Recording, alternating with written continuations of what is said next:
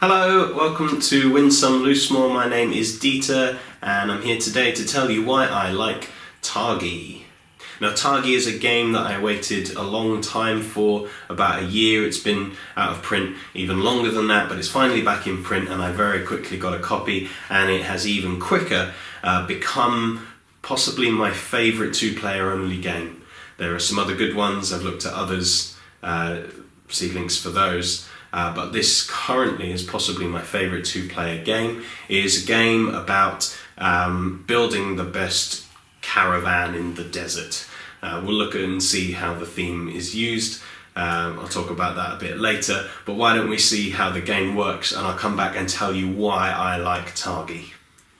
So here you can see the game set up. We have the white player and the blue player, and all the resources that were needed throughout the game. Now these border cards are always the same, the 16 outside. They also count as the turn marker, and then the middle is populated by shuffled tribe cards and goods cards, 5 goods and 4 tribe cards, and we'll explain how those go as we go along. There's gold that you'll need to buy things, 3 different resources, there's pepper, salt and dates, and then victory point markers valuing 5, 3 and 1, and each player starts with 4 victory points, 2 of each resource and 1 gold.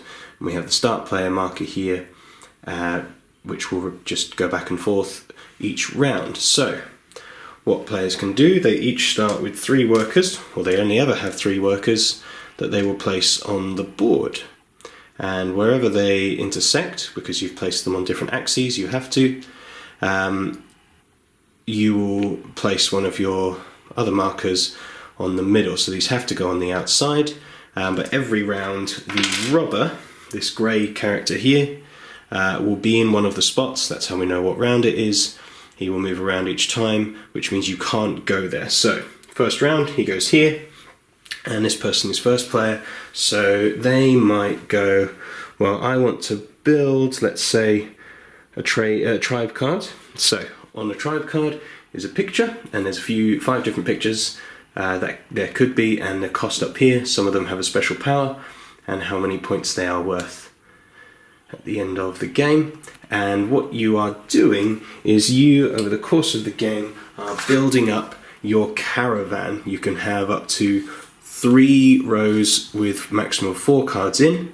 At the end of the game you'll score points for rows with all the same picture, or rows with all different pictures. If it doesn't quite do either of those, you don't gain any bonus points, but that's what you're aiming for. That will help. And so if this character is trying to buy this, they can't go there because the robber is there, so they might choose, I'm going to go here. Now we don't resolve any effects of the workers placed until afterwards. They see they're going there. They have the option, they can either go to either side to try and block the intersection, or they go, well, I'm not going to get that one, but I am able to go here. And so this player now is actually a little bit annoyed, because the other rule about placement is that it cannot be opposite an existing worker. So even though they wanted this intersection, they can't go there anymore because the white person is there. So they have to now pick somewhere else. What's going to benefit them? Let's try and go here. And so this player goes, okay, let's pick this one, explain what these do in a moment. And they go, okay, I have to pick a side axis, and I've only got this one or this one to choose from. Let's take this one, so at least I'm going to get that. And the final person puts this one down. They can put it really in only one place, either here or here, because every other one has one opposite.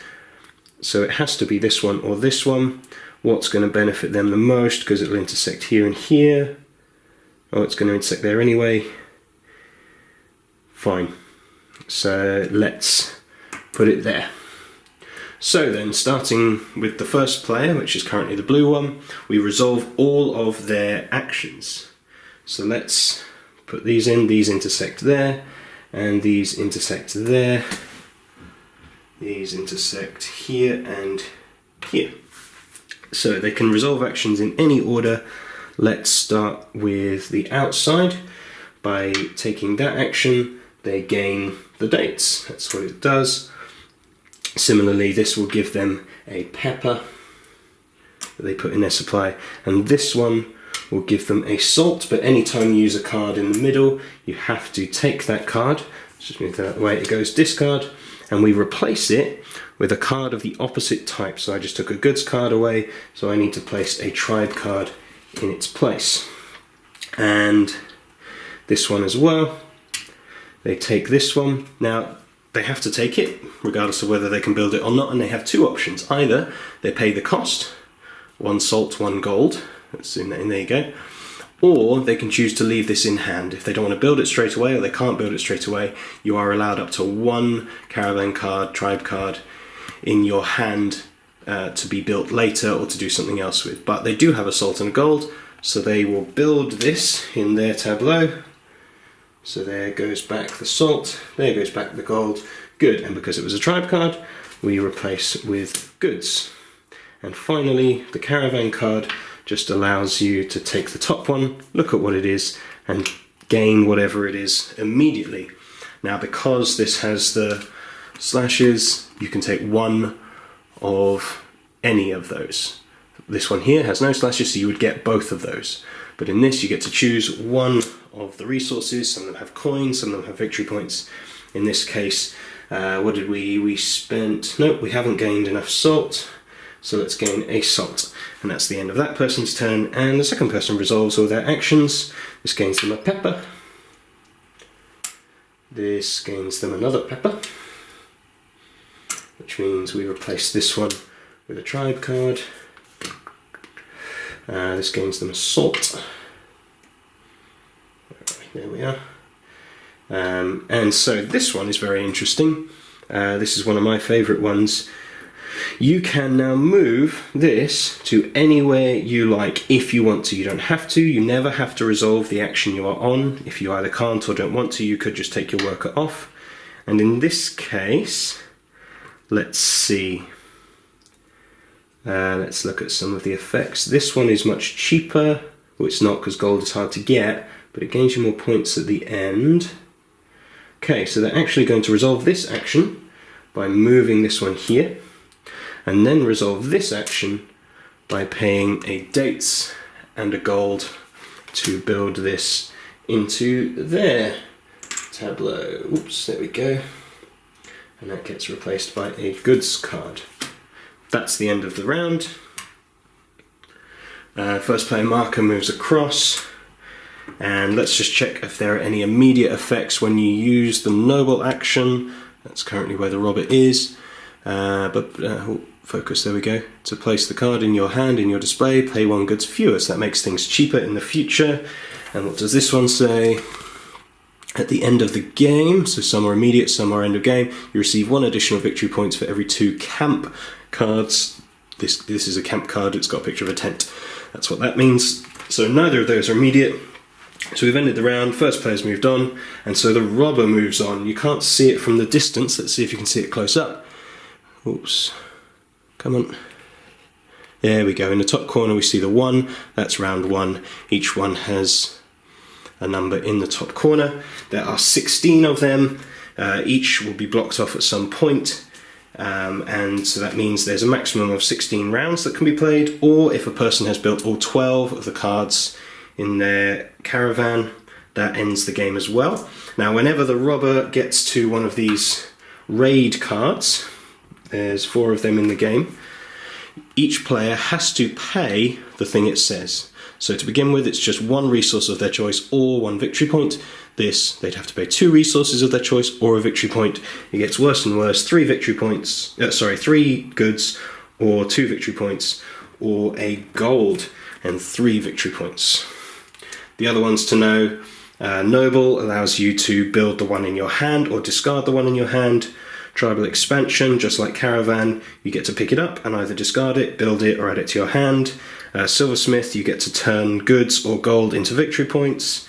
And Trader, you get to turn goods into gold or a different good if that's what you choose. So the round just goes back and forth until somebody has either completed their caravan, in which case you move to final scoring, or we have finished round 16, in which case we go to final scoring, and you count up any bonus points from your caravan, all of the victory points on the cards, and any victory points you have in hand, and whoever has the most points wins. So why do I like Targi? Well, it's just very good. I know it seems a bit silly that's all I have to say. It's just very good. The components are fine, the little markers are fine, the cards are fine, like everything's fine. The theme isn't really there, it's okay, it works, so it shouldn't be as good as it is from that standpoint. And yet, mechanically and tactically, I suppose, I don't know, the way you think about it, it's just really engaging, it's just really good. I love that you set a couple on this axis, one on this axis, you find where they meet, and you're planning that, and you can block each other, and it's really clever. It's really clever. And I've had fun every time we've played it, whether I've won or lost, just every round. Like there are cards now, there's spots around the outside that like are mine and I go to more often than Kirsty does, or Kirsty will go to other ones more often than I will, because that's how we've figured out how we play. But then as we play, we're going, oh, actually they're getting that thing from doing that, so actually maybe I should do that first, but then that doesn't allow me to go there, and it's just a really good thinky game. Yeah, that cerebral challenge, that back and forth that you get to, you place them one at a time, so I might be definitely going for that card and they know that I'm going for that card, and so I go on that axis going, cool, I'm definitely going to get this one, nope, they jump on the other side and that one now is blocked. That's fun, that's a nice tension. It wouldn't work in any other players. I'm glad that it's a 2-player only. It's the right length. It can finish from rounds, or it can finish from you having completed your caravan. I think every time we've played, it's been somebody completes their caravan.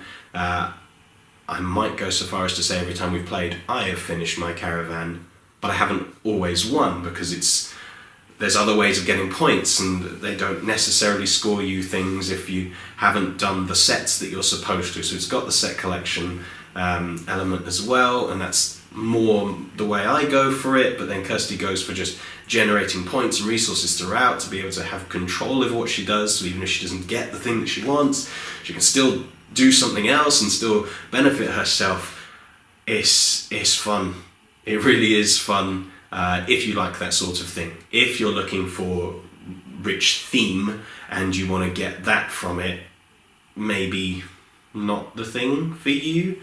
But if you want that really interesting tactical battle back and forth with a really simple but really fun mechanic of those two axes thing and resolving the actions in the middle as well as the outside, this is a great game that I highly recommend. We took it on holiday with us and played it several times. Like it's a good game, and it comes in a little box. I highly recommend it.